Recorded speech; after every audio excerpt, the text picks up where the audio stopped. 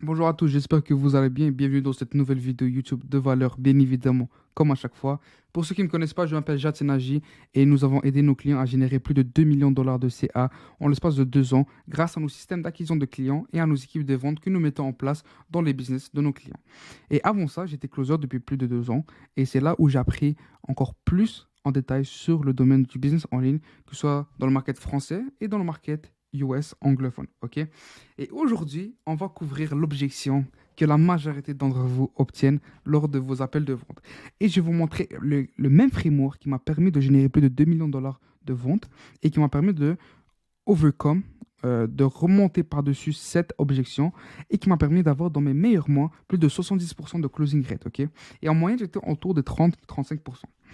Donc, commençons dès maintenant. Comment gérer l'objection? Je dois en parler avec mon partenaire ou avec ma femme. Ok. Donc cette objection-là, avec je dois y penser, c'est les objections qu'on reçoit le plus souvent. Et à chaque fois, la majorité que je vois des agences ou même des coachs, ils n'arrivent pas à bien savoir comment bien frimer le reste de la rencontre pour pouvoir handle cette objection-là et pouvoir passer à travers et ensuite conclure la vente. Donc, c'est l'objectif de cette vidéo aujourd'hui. Ok. Donc, vous devez savoir qu'il existe plusieurs façons de gérer cette objection. Ok. Il n'y a pas une stratégie secrète que personne n'en parle ou une stratégie magique qui va faire en sorte que cette objection-là va être réglée à 100%. Même mon propre framework que je vais vous présenter aujourd'hui, il y a des fois, ça ne marchait pas. Mais est-ce que ça veut dire qu'il n'est pas efficace? Absolument pas. Comme je vous ai dit, il y a des certains mois où je pouvais générer des 50, 60, même 70% de closing rate. Ça veut dire que sur 10 calls, je pouvais te générer 6 à 7 ventes. OK? Donc, comme je dis ici, on ne trouvera jamais la meilleure façon de répondre à une objection. Cela dépendra toujours de votre style et du déroulement de la conversation. OK? Il n'y a pas beaucoup de coachs en closing qui parlent du style de closing, alors que c'est super important. Car si vous êtes quelqu'un plus de fermé avec vous-même, ok, vous ne désirez pas trop parler, alors votre style va être beaucoup plus différent qu'une personne qui est beaucoup plus sociable, qui est beaucoup plus ouvert à la discussion et qui a une plus grande facilité de s'attacher à la, pas s'attacher à la personne, excusez-moi, à créer une relation avec la personne. Voilà. Ok. Non.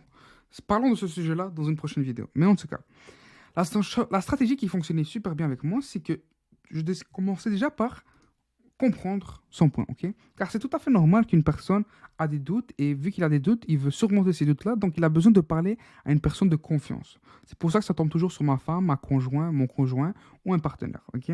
Donc oui, bien sûr. Et pouvez-vous me faire un petit brief de comment vous prenez vos décisions actuellement, en fait?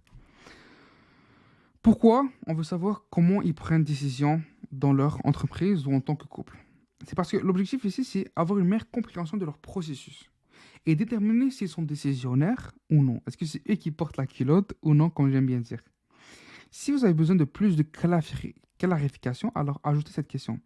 Si votre partenaire n'est pas d'accord, mais que vous êtes sûr à 100% que c'est ce qu'il vous faut pour passer au prochain level ou pour atteindre votre objectif X, Y, Z, mais est-ce que vous allez quand même le faire, franchir ce pas-là?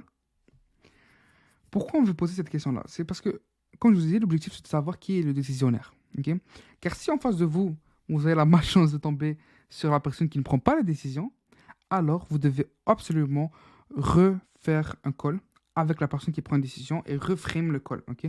Donc vous reconstruisez le gap, vous refaites un petit récapitulatif de ce qui s'est passé dans l'ancien call et vous reclosez le deuxième personne, la partenaire ou le conjoint ou la femme. Ok. S'ils disent non, alors à ce moment-là, comme je vous ai dit, devez prendre un rendez-vous avec la personne qui prend la décision. Ok.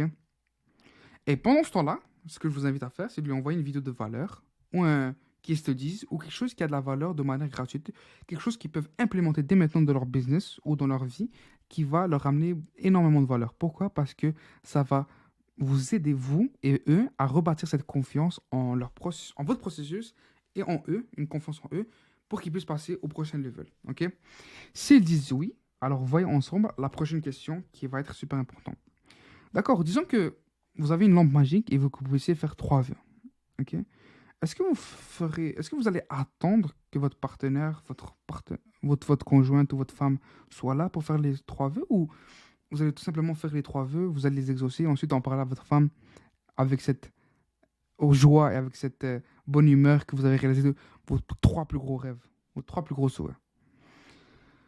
Pourquoi on veut poser cette question encore une fois? Il faut toujours savoir c'est quoi l'objectif des questions. Parce qu'on ne pose pas des questions juste pour poser des questions ou pour suivre un script, etc. Non. On pose une question avec un certain objectif par derrière. C'est donc adhérer son état d'esprit sur le fait qu'il est sûr de sa décision et du résultat. Alors pourquoi ne pas simplement passer à l'action? Ok. Si à ce moment-là, il vous dit oui, ça fait du sens, etc., donc on va passer au prochain level. S'il dit non, je vais quand même attendre ma femme, qu'est-ce que vous pouvez dire pour recadrer? C'est ok, donc vous êtes prêt à perdre une opportunité d'une vie parce que votre femme n'est pas là. C'est bien ça? Donc c'est elle qui porte la culotte dans l'histoire. On va le fermer de cette manière-là. Pourquoi? Parce que on veut savoir est-ce que la personne va vraiment passer à l'action ou non. Donc l'objectif de poser cette question-là, encore une fois, c'est parce qu'on veut reframe le mindset de la personne sur le fait que s'il a une opportunité en face de lui, pourquoi il va s'abstenir de la prendre, ok? S'il croit vraiment qu'il est possible d'atteindre des résultats qu'il veut ou si son objectif X, Y, Z. Car s'il s'empêche, se freine de obtenir les résultats X, Y, Z, alors quand il va devenir client, il va toujours remettre en question les consignes ou les trainings ou les consignes que vous leur donnez, ok? Et les conseils. Donc, s'il remet toujours en question, alors le résultat de par derrière vont être très très basses. Pourquoi? Parce qu'il remet toujours en question. Il n'est toujours pas sûr du prochain step. Alors, qu'est-ce qui va passer? Il va prendre beaucoup de retard. Ça va retarder le processus. Il aura moins de résultats car il est en retard par rapport aux autres, par rapport à sa compétition, etc., etc., etc. Donc, ça va faire un effet boule de neige qu'on veut éviter et qu'on veut recadrer dès maintenant. Ok. Donc, si on passe au prochain level, on dit d'accord, il n'y a pas de problème. Mais revenons à la réalité, parce que malheureusement, on n'a pas une lampe magique. Mais si nous offrons la garantie que votre entreprise va croître, et dans le pire des cas, vous obtenez un remboursement complet. Et dans le meilleur des cas, vous allez atteindre l'objectif qui est de X, Y, Z. Pensez-vous que votre partenaire sera contrarié si tu saisis cette opportunité ou le pire des cas, tu obtiens un remboursement complet? Pourquoi on veut reframe ça de cette manière-là? Ok. Encore une fois, c'est quoi l'objectif de poser cette question-là ou de framer notre conversation de cette manière-là? C'est parce qu'ici, l'objectif est de façonner son état d'esprit, encore une fois, pour qu'il prenne des mesures qui aideraient réellement son entreprise à croître et à atteindre les résultats voulus.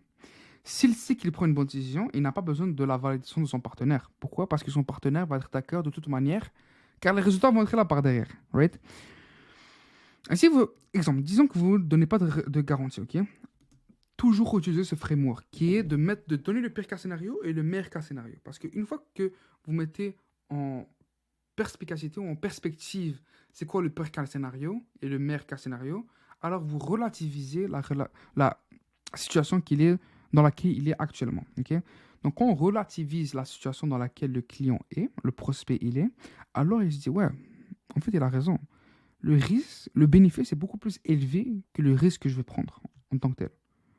Et même si vous ne donnez pas de garantie, le framing que vous pouvez faire, c'est vous, quand vous êtes lancé ou quand vous voulez vous lancer dans le domaine de l'entrepreneuriat, est-ce que vous avez une certaine garantie que cela ait marché? Ou vous avez juste eu ce qui a, vous avez juste eu dans ce que vous avez besoin pour passer à l'action et avoir le courage de faire le premier pas? Ils ont eu le courage, right? Alors, s'ils ont eu le courage une première fois, pourquoi ils ne l'auront pas une deuxième fois pour passer au prochain level? Parce que c'est un cycle, en fait. À chaque fois que tu obtiens un objectif, tu as un nouveau problème. Et tu as une nouvelle solution qui s'offre devant toi. Et encore une fois, tu dois repasser par l'étape du doute, manque de sûreté, manque de confiance, ne pas être sûr est-ce que c'est le bon choix ou non. Mais à la fin, tout se réside sur la décision que tu vas prendre. Si tu vas prendre le chemin qui va être plus long ou le chemin qui va être le plus court, mais qui va obtenir des résultats beaucoup plus rapidement. Donc, tu as toujours un risque qui va revenir à chaque fois dans ton journée d'entrepreneur. Right? Donc, c'est une autre manière de framer si vous n'avez pas de garantie. Ensuite de ça, vous allez dire, ok, parfait. Donc, à ce moment-là, où voulez-vous aller à partir de ce moment, de maintenant? Encore une fois, l'objectif de cette partie-là, c'est quoi? C'est de conclure la vente lors de cet appel et le pousser à passer à l'action pour atteindre son objectif. Si une personne qui ne passe pas à l'action et qui insiste pour passer par là à la personne, alors il a un manque de confiance. Ok. Et à ce moment-là, il faut savoir est-ce qu'il a un manque de confiance en vous ou en lui. Ok. Donc, à ce moment-là, il faudra revoir tout le call pour voir à quel moment on s'est foiré dans le framing, pour voir est-ce que on a bien set les attentes Est-ce qu'il sait à quoi s'attendre? Est-ce qu'il a une bonne confiance au processus? Ou est-ce qu'il a déjà à la base un manque de confiance en lui d'obtenir des résultats? S'il a un manque de confiance, alors vous devez faire un peu de coaching, etc. par rapport à la discipline, à le fait d'obtenir des résultats, à prendre le risque, etc. S'il a un manque de confiance en vous, alors donnez beaucoup plus de valeur lors des emails, des vidéos, en texto, donnez des trainings gratuits, etc. Une fois qu'il voit les premiers résultats, alors il revient et devient client avec vous. Donc sur ce, j'espère que ça vous permet de vous aider à obtenir, à surmonter cette objection qui revient souvent et souvent et souvent. Et j'espère que vous allez obtenir beaucoup plus de ventes. Et si vous voulez savoir, si vous avez beaucoup plus de difficultés en fait sur vos appels de vente, alors booker un appel avec moi. Je vais ouvrir 5 places pour les 5 premières personnes qui vont booker une rencontre et on va travailler ensemble votre pitching de vente. Ok? Donc sur ce, faites attention à vous et je vous attends dans mes rencontres. Donc passez une bonne journée.